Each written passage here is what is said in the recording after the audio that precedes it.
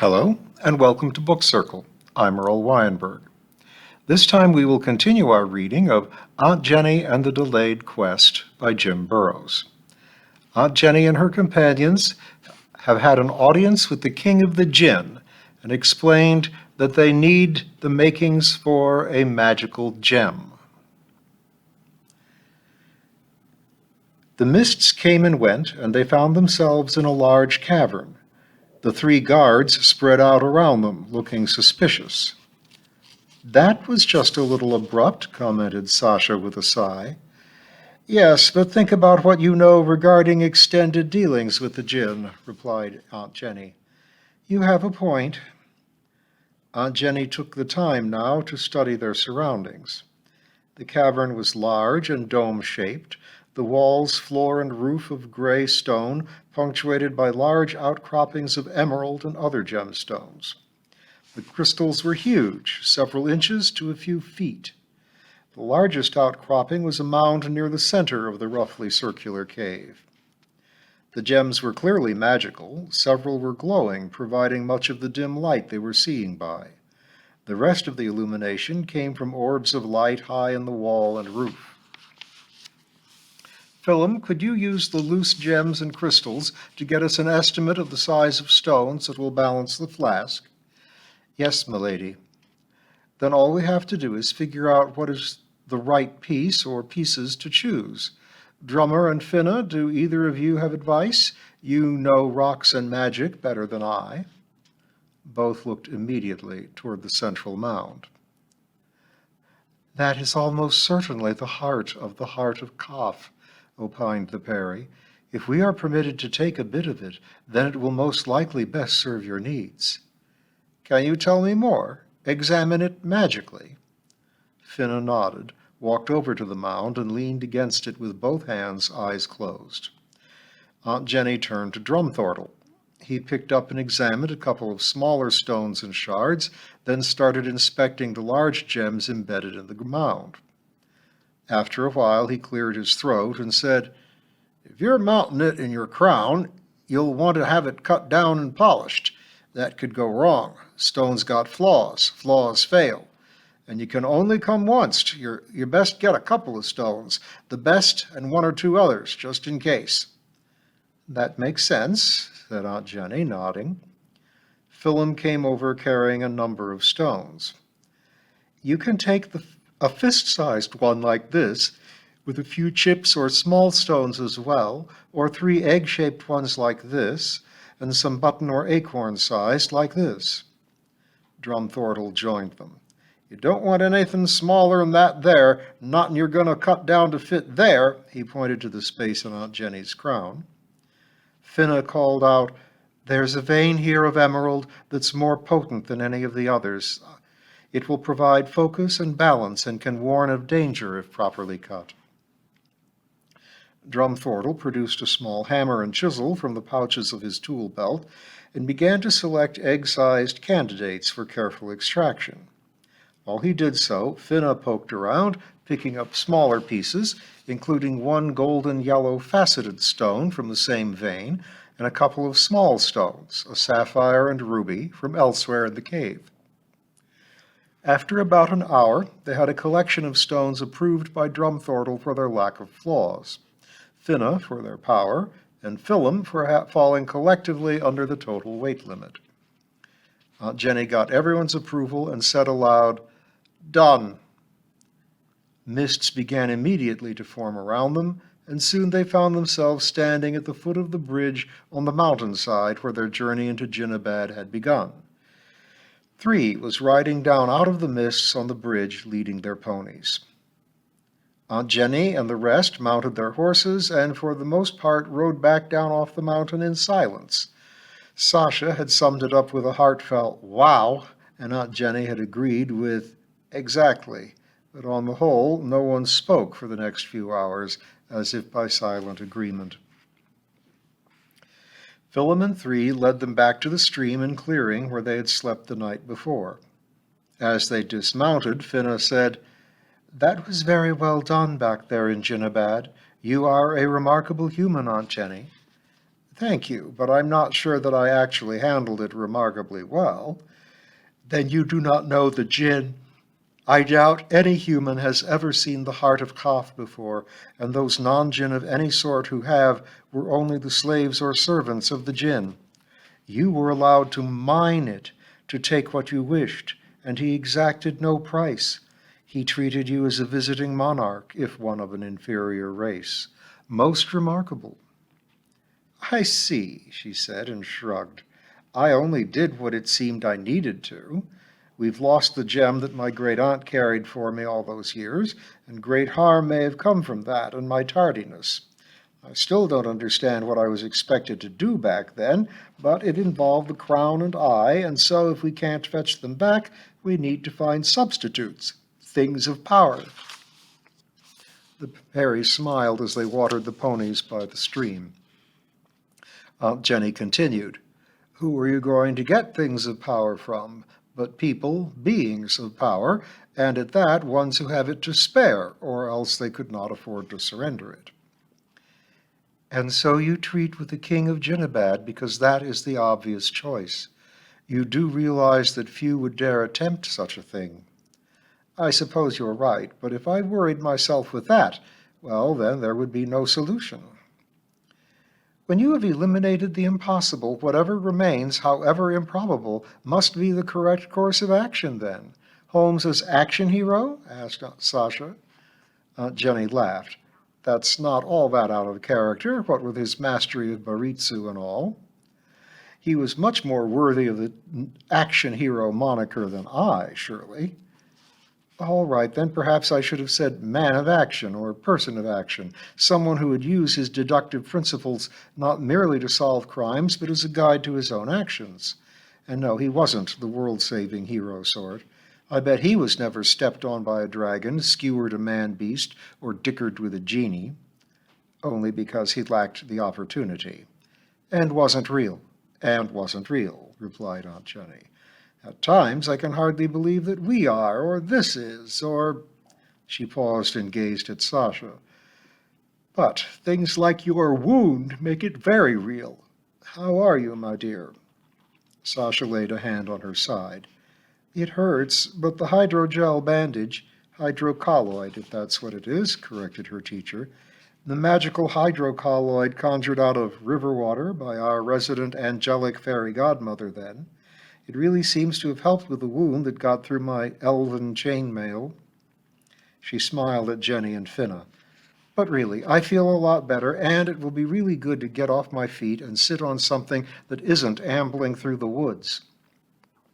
Lady sit, 3 curry, declared the marginalis, taking the brush from Sasha's hand and turning to her horse. Ladies, sit. And sit they did, and eat, and eventually sleep.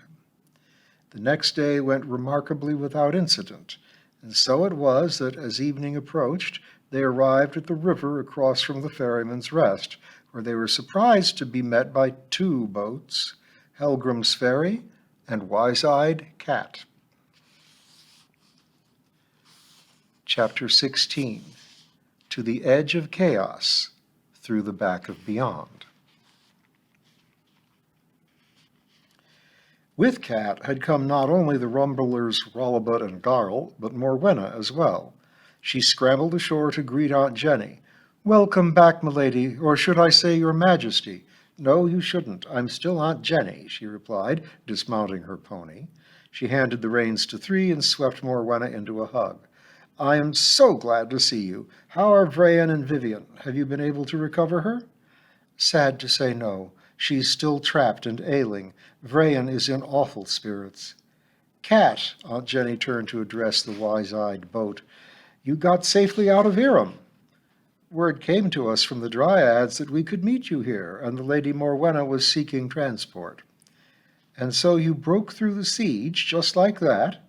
It seemed important, ma'am. Thank you, Cat. Aunt Jenny returned to the other boat. Helgrim, have you room for us all at the rest?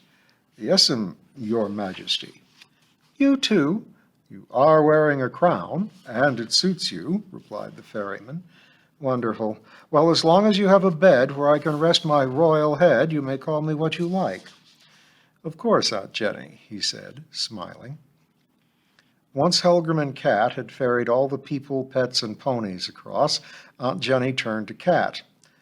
We're going to be discussing plans inside. I wish you could be there. You're a valued member of the team. I'm sorry.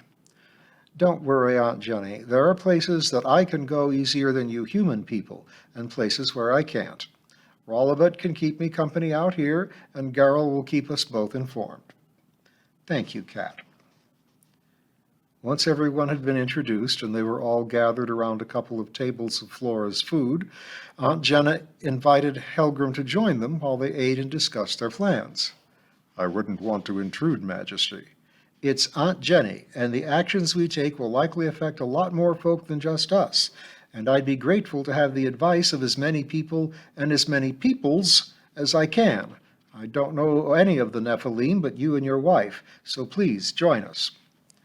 He acceded and pulled over a big low chair that kept his head not much higher than the rest of the folk around the table.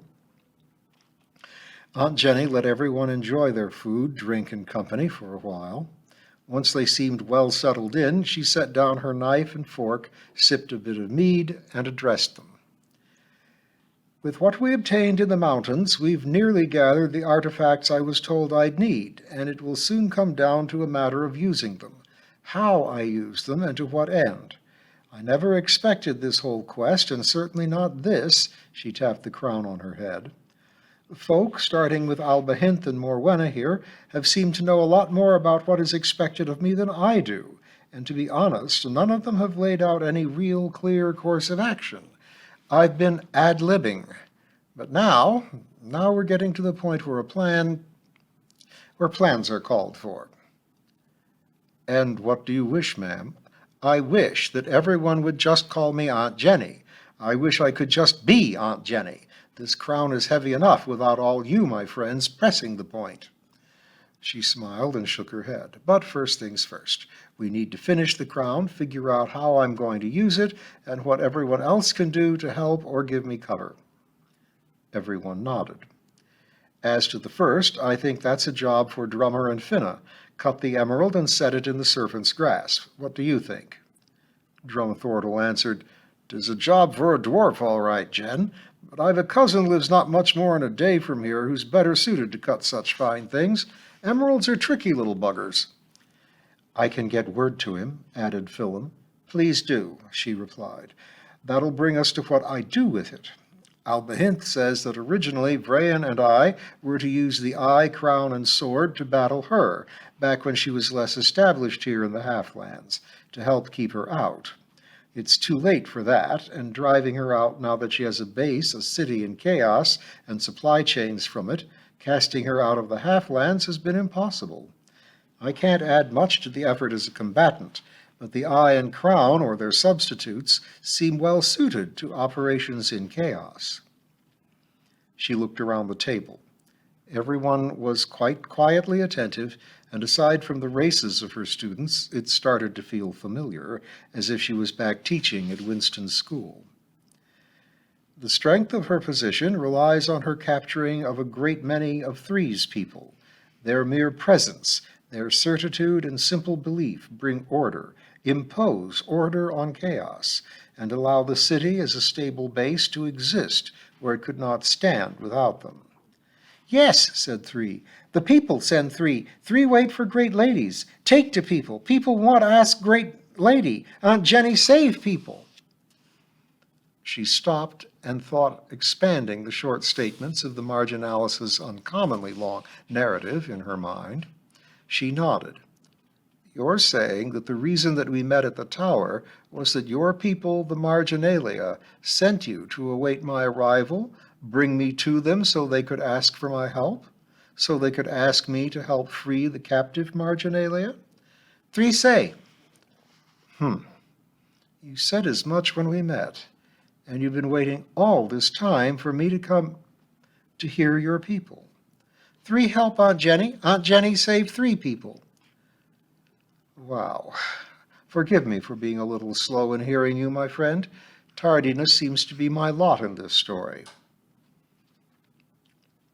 Aunt Jenny, great lady, 3 wait. Aunt Jenny, ready, save people. Thank you for your faith in me, your belief. The belief of the marginalia of the people is a powerful thing. I see now how much it has meant. Still means. Is there someone of the people whom I should talk to? 3 speak to trees. Mother, come. Great ladies talk. I'd be proud to meet with her. 3's smile was bright and childlike. He fairly glowed with it. After many years, he had finally completed his task. Aunt Jenny went on to address everyone. Rescuing the marginalia is worthwhile in and of itself, and because their continued presence makes her base of operations possible. It would also weaken her militarily in and around the Halflands. So far as I know, however, the Crown and the Eye will only provide me personal and very local protection and power. I don't believe, at least for the moment, that it will empower us to make a major overt attack. So we're looking at the possibility of some sort of covert small team operation. That's not my specialty. So how do we bring that about? So you're asking, said Sasha, how do we build the Avalon Special Forces to act as the resistance behind enemy lines? It's a shame we didn't bring Delta Force or the SEALs. Aunt Jenny chuckled. I suppose I am, and when you put it that way, it's a pretty daunting task. Morwenna spoke up. If I understand you correctly, you're talking about working the way that March Wardens and Rangers do, but more aggressively, not only as defenders and scouts, but stealthy attackers. Yes, my dear. Back in the Mortal Lands, we have soldiers who specialize in such things. We call them special operations or special forces. Well, if your special forces are going to work deep into chaos, you will need to rely on the marginalia scouts and perhaps expert witchwalkers. Unless, of course, your crown will allow you to extend your protection to others. Peris and Jinn, added Finna, may be able to travel further in. Dwarves and Nephilim would have a much harder time. Thank you, Finna. I doubt the Jinn will interfere, but what of your own people? For myself, I might be able to help, and am willing to, but my people generally, I believe that they will mostly stay with their own. We do not keep as separate as the Jinn or the Mazakim, but nearly so. Me, said Drumthortle, I've mostly walked paths in the mortal marches, but I've been a good way into chaos. Once you know how to ground yourself proper, it can actually help being an earthy sort. I stand corrected, Finna replied. Expert witchwalkers of any sort, well, of any folk, you wouldn't want to take marcher ponies too far into chaos. They're harder to spook than most, still they are horses and prone to spooking. They could, as Master Drumthortle suggests, lose their grounding, and that would be bad. I understand, said Aunt Jenny. And that brings up the question of your furred companions. The dog and the kitten are not likely to understand nor deal well with a journey deep into Chaos Rim. But this one, she stroked Big Tom, he has a fey look to him, and I have heard about his encounter with the Mazika. The Peri stared the cat in the eyes for a couple of minutes, then turned to Aunt Jenny. It would seem that in fact he is from the Halflands or the Marches, and sees his role as that of your protector. I cannot say whether 'twas his idea or another's. He is not a person, though more than a beast. I can only glean so much from him. So we were right, exclaimed Sasha. He is your familiar. Aunt Jenny laughed. And no bell, book, or candle in sight. Another task, milady? Asked Finna. No, a bit of a jest. Mostly. Aunt Jenny smiled. Back in Mortal Lands, I worked at a school for girls. Big Tom doesn't act quite like any other cats. He would go for walks with me, like Rudy, and seemed very protective. The girls joked among themselves that this meant I was a witch and he was my familiar. When Sasha told me this after we were here in the Halflands, I said that I wasn't a witch, just a librarian who wields only books. Witches are often associated with bell, book, and candle. Originally, they were part of a ritual that Catholic priests used to perform excommunications, to cast someone out of the church. Later stories had them used for banishing witches, or just associated with witchcraft in general. Forgive us a little humor between student and librarian or teacher." The Peri smiled. "I see.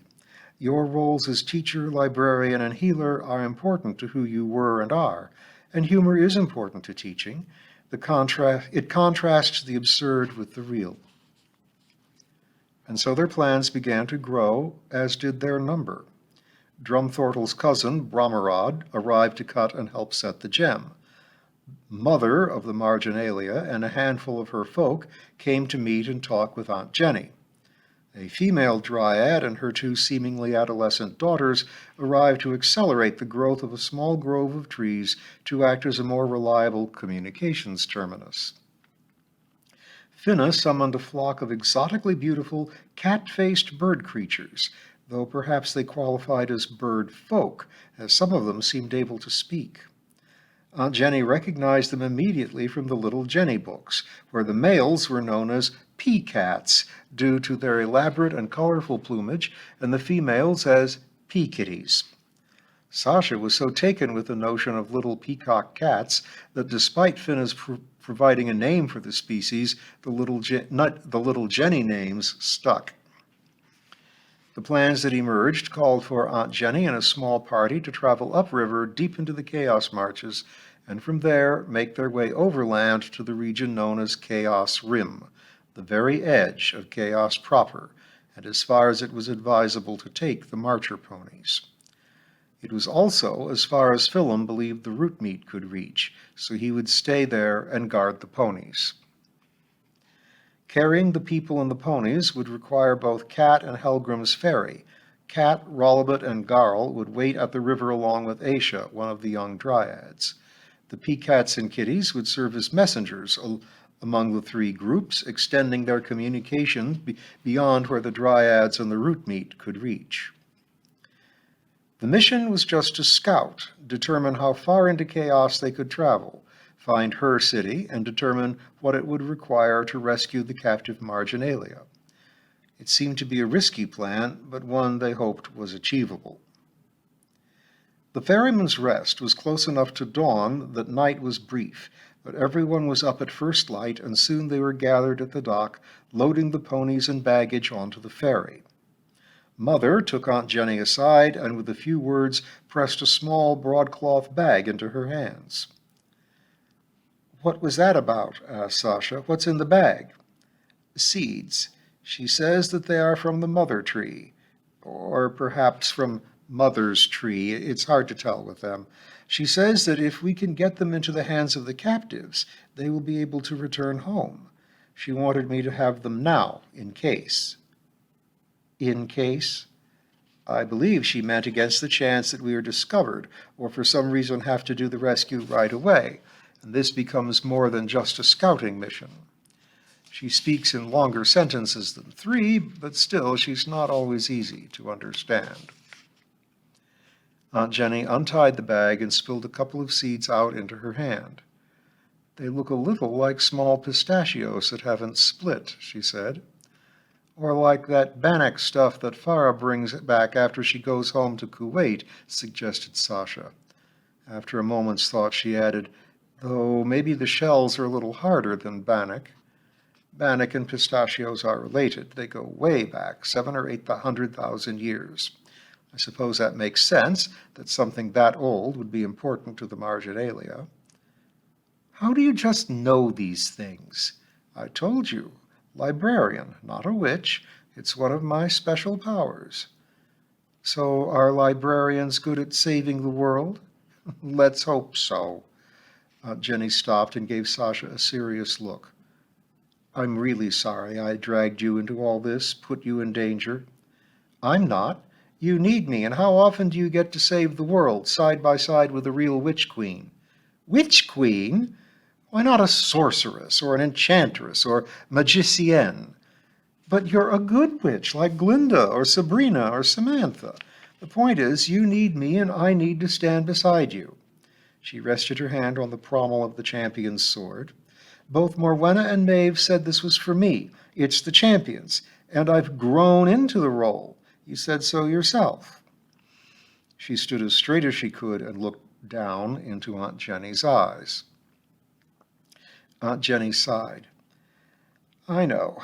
This is what you are becoming, and in truth I cannot think of anyone else I'd want accompanying me into a place where even dryads and Nephilim cannot go, not even Morwenna or Ashetta.